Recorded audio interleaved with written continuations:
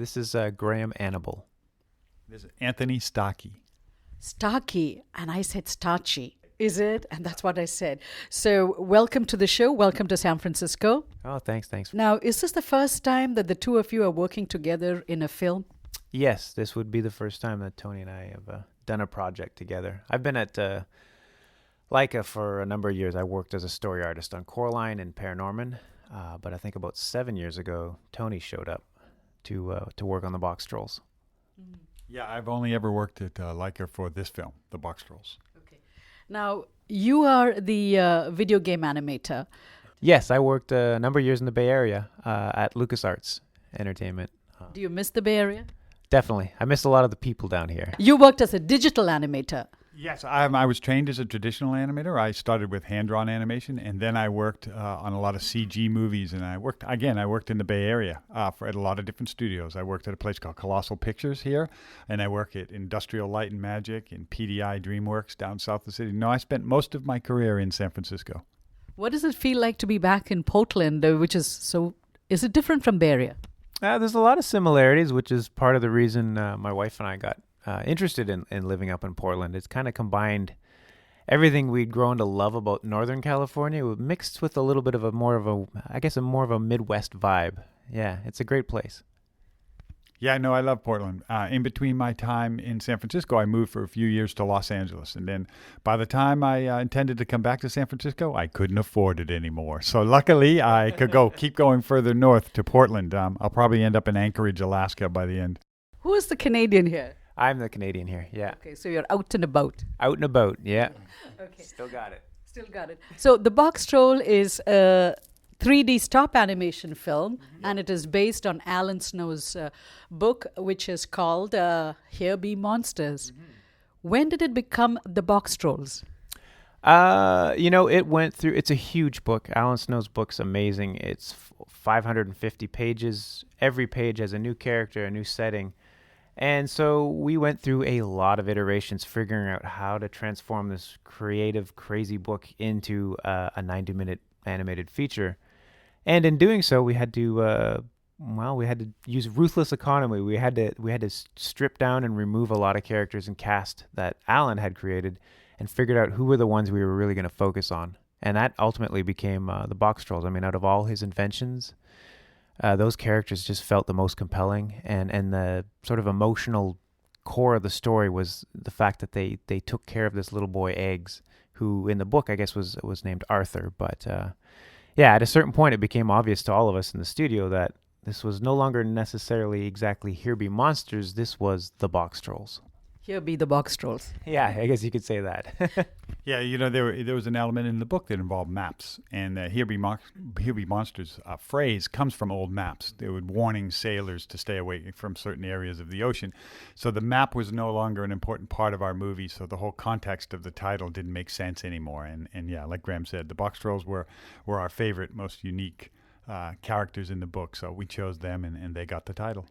So I saw the little clip where, the folks that did the voice, Dee Sanders, is that his name? Steve Bloom and Dee Baker. Yeah. Steve Bloom and Dee Baker created the voices for the Boxtrolls. And there was a language that you all came up with for the Boxtrolls. It's just sounds and noises, no words. Yeah, in the early days of it, we both sort of presumed that the language would be a little more sophisticated, maybe even to the point of having our own Boxtrolls dictionary with really specific words and things. But in the early iterations of it, pairing up that level of sophisticated language to what the Boxtrolls look like and how we wanted them to act in the story didn't quite make sense. And so we kind of went back to the drawing board and really let Dee Baker and Steve Bloom do what they do best. And they stripped it down. They simplified the whole thing, and it became much more about emotive sounds and gestures more so than specific words. Yeah. We went to Dee Baker early on, and because he's kind of the expert of creature voices, and we brought him storyboards that showed the actions that the Boxtrolls were doing, and then we would pitch to him what the Boxtrolls were doing. We're saying, well, in this scene, Fish is discovering a clock in the trash, and at first he's very curious, and then he's surprised when it works, and so he just took that direction, and then he came up with these gurgly noises to suit that, and it kept them feeling more like animals. And then we allowed them occasionally to have a small English word sort of garbled in there too, which kind of befitted their relationship to the city because they live beneath the city where people speak English. So talking of the city, I was drawn into the film right away.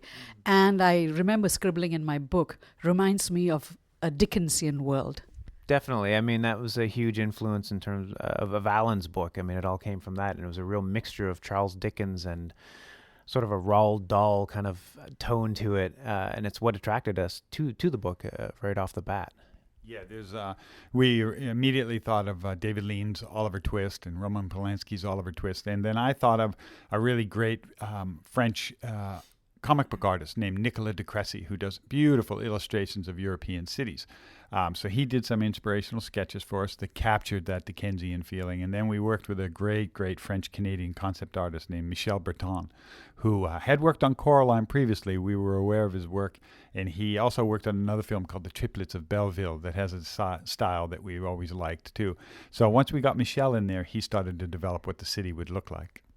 But a listener came back to me and told me that he was not reminded of a Dickensian world. He thought there was more of a East European look to it, the darker elements. You are nodding your head. Yeah. That Nicolas de Cressy, the artist, the French artist, is very much influenced by that too.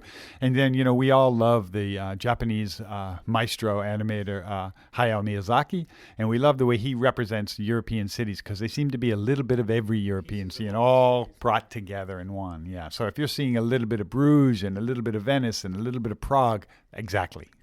Okay, so he was partly right then. Okay, so how do you work in a 3D animation film? It is difficult to make a regular movie with the regular people, but here you are frantically printing out faces or smiles and eyebrows because that's the 3D that's what helped. But does this 3D printing really help you in accelerating your storytelling? Are you able to do minutes of work in a week? No, it does nothing to speed up the process from what I could tell. Slows it down. Yeah, but what it does give us is incredible facial performances. We use the 3D printing to print out the faces of the puppets, and it allows us way more control and way more nuance than has ever been available in stop motion previous to this.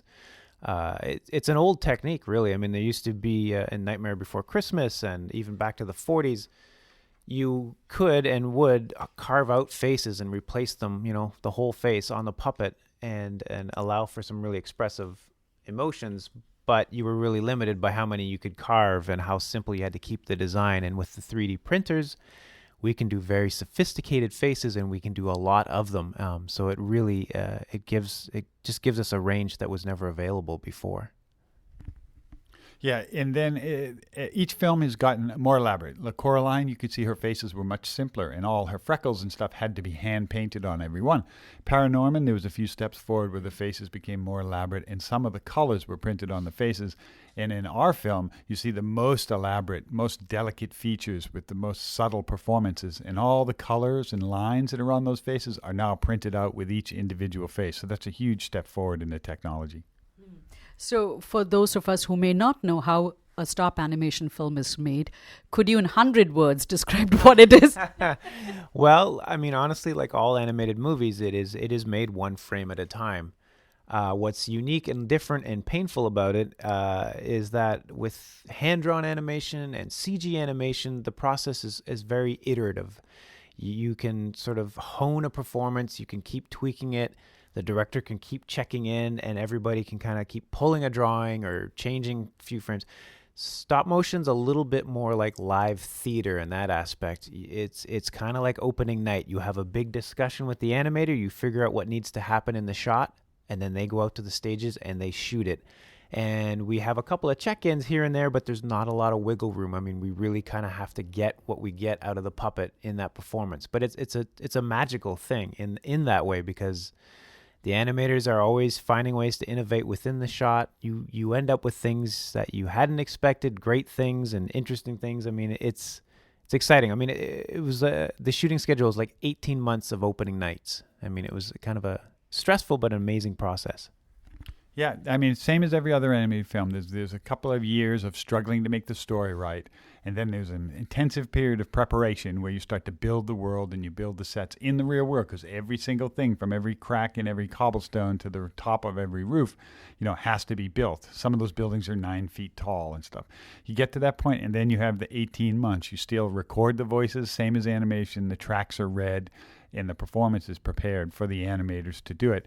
And then an animator does about 35 to 45 frames a day, maybe 4 seconds a week. The entire animation crew probably does 5 or 6 minutes a week total of animation. So then you just it's a huge logistical scheduling nightmare to make sure you have 90 minutes of a movie by the end of your 18 months.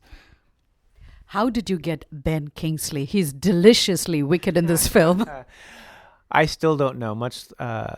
We had him at the top of our list for who we would want as a villain. Michael Caine? He might have been mentioned in a few conversations. Not villainous enough. But not as villainous as we thought Sir Ben Kingsley could take it. Butler? No. Yeah, this was more Don Logan at a sexy beast was what we were kind of looking for, that kind of intensity for our villain. And so we thought, it can't hurt to reach out and ask.